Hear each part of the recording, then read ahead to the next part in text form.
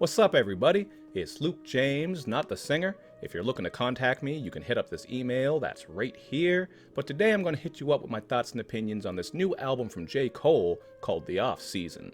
Now, J. Cole is a rapper coming out of North Carolina, and over the years he has become one of the biggest names in hip-hop, so I don't gotta do a big introduction here. You guys know how it is when it comes to J. Cole. Whenever you start discussing his music, it can get more heated than candle wax dripping on a pair of titties. And what I mean by that is that you generally have two sides to the argument. You have people on one side, sometimes called coal miners. These people think that Cole's the GOAT and he can do no wrong, he's a top-tier MC. And then you have the other side where people don't really think he's trash or all-around garbage. They just think he's kind of overrated and a little bit plain at times. That's definitely where I fall, and if you do look back at my past reviews, despite what people think, I haven't really given J. Cole a lot of negative reviews. I've given him positive ones. I just don't think he's up there with some of the GOATs, but hey, that's what this review is for, to have this discussion and see what you guys think of this new one.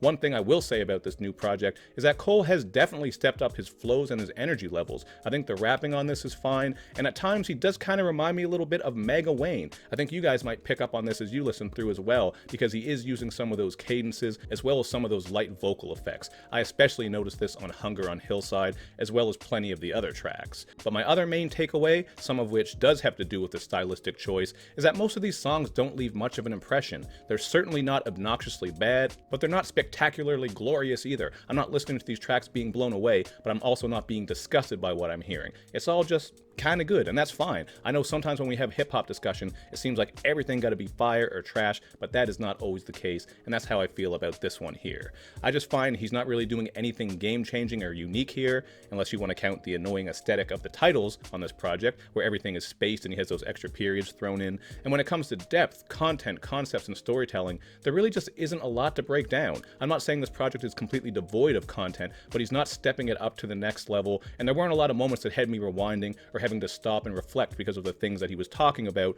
or touching on. So those are some of my gripes that I have with this one, and a couple of examples of what you get on this project when it does come to the content is some pretty simple stuff. So on Amari, he's working sing-songy flows over some bassy guitar production. Not much to get into with the content here, as he's just rapping about braggy shit like M's and having wraiths, and 100 Mils in the same vein, as he's on here auto-crooning about his mills, how he stays on the grind. Certainly not engaging topics, and he's not really approaching them in any unique ways. Sonically, stylistically, and content-wise, I think those two tracks just aren't very bold, and it's the same thing with Pride is the Devil. This one actually takes the same beat from Amine's song Can't Decide, and we're getting a feature from Lil Baby on here that sounds like he was in a rush, man. He was just so straightforward on this one, speeding to the finish line like he's playing Mario Kart. I don't know if he had something else on his day planner, but I don't think he sounded very interested on this one. He was just trying to get it over with. And I do think some people will enjoy this modern style from Cole. I can certainly appreciate that, because you know what? He's just having fun on this one and kind of flexing his flows and stuff like that. But again, it's not really leaving much of an impression here,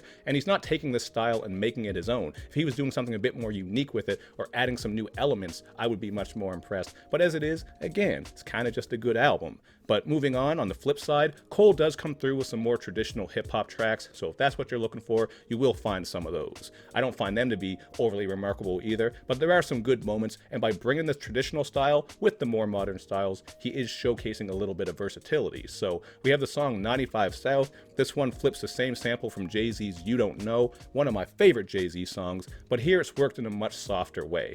Does sound pretty cool. You're also getting Cameron talking shit on this track, as well as a sample from Lil Jon's song Put Your Hood Up. Thought that was kind of a weird choice for the production style and feel of the track, but hey, it is what it is. And I think it's these nostalgia factors that really hit for me. The song itself, it's cool, it's good. I would put it as one of my favorites, but I don't think it's fantastic either. I don't think it'll make one of my playlists. It's just one of the better songs on here. And speaking of nostalgia, another standout track here, the introspective song My Life, interpolates the hook from the Styles P song called My Life. So that was another cool moment. I did like how they took that hook there, and this was one of the standout tracks because you got 21 Savage on here rapping like he cares. Once again, 21 Savage continues to show improvement as a rapper, and it did make me laugh on here when he raps about how he has a heart, so when he does kill his enemies, he sends the mothers a teddy bear. That's how he is, man. He's sending those Teddy Ruxpins out there, making sure those moms are taken care of and have something to sleep with at night.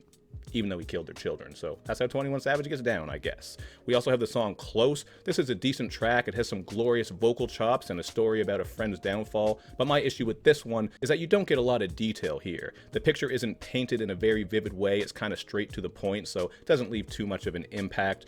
But Let Go My Hand is one of the tracks that is another standout in my opinion. You're getting a jazzy boom bap affair here with vocal assistance from Black and Boz, just a very light vibe. It has that traditional boom bap sound to it, and Cole had some great moments on here. I think when it comes to the content, this was the song that stuck out the most to me. He's on here rapping about his exploration into various religions, just trying to find his way. He raps about the little scuffle that he had with Puff Daddy, aka P. Diddy, and this line right here was one of my favorites when he says, "Today my son said, 'Dad, let go my hand,' reminded me one day he's gonna be his own man." As a father myself, that just stuck out to me because when you have kids, you realize how fast time flies, they grow quickly, you learn so much from them. I thought that was a great moment. So, like I said earlier, this project is not devoid of having content. There just aren't a lot of moments where it's overly fleshed out. You're not getting strong concepts. You're not getting stories that really go into a lot of detail. It's just sprinkled throughout. You know how Cole does. He gets introspective and insightful at times. There are some clever bars once in a while too. On one of these songs, he says something about how he'll put M's on your head like Luigi's brother, which kind of walks the line of being cheesy, but I thought it was kind of funny because, you know, that's a reference to Mario, Nintendo. I can't hate on that.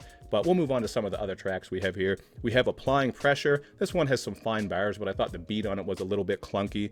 And while Punching the Clock has some cool soul chop production, it's such a short track that, like some of the others I talked about, it fails to really stick out to you. It just kind of comes and goes. This one is also pretty stale. The content is its typical come-up stuff. He's saying that he has more homes and habitat for humanity, more cribs, I should say. Nothing too fancy there. And the climb back is yet another come-up track. This one has some drowsy production, as well as a hook that is drier than ashy feet walking through a flour mill. So these are some of the typical Cole moments that can be a little bit of a snooze fest. Lastly, we have the lead single Interlude. On this one, Cole is working some more of those sing-songy flows with light vocal effects over soul production. It's an alright track. That's kind of how I feel about this whole project. The whole time I was listening through, again, I wasn't going, this shit is all out garbage. I wasn't going, oh shit, this is crazy. I can't wait to add this to my playlist and rewind it back. I was just kind of like, okay, it's cool. It's good. I don't think it's trash. I don't think it's fire either. And that is why I'm going to give it 6. Let's stop putting J. Cole in the same tier as Kendrick's out of 10. This project to me is kind of like vanilla ice cream, man.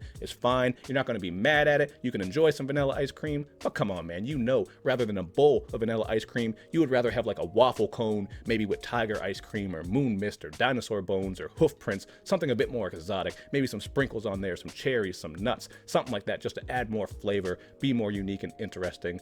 But, you know, you don't really hate vanilla ice cream. It is what it is. It's kind of the base, you know. You can work with vanilla ice cream. But yeah, man, the rapping is fine on this, but the production, some of the stylistic choices, and the content just leaves much to be desired, in my opinion. So that's how I feel about this one. And like I said at the start, I'm sure the comment section might get a bit contentious because of how people feel about J. Cole, but it is what it is. We'll see what you guys have to say. Let me know down below. And of course, make sure you do that good YouTube and social media stuff where you show me love and you show me lots of it. Thank you for watching, everybody. I will see you next time.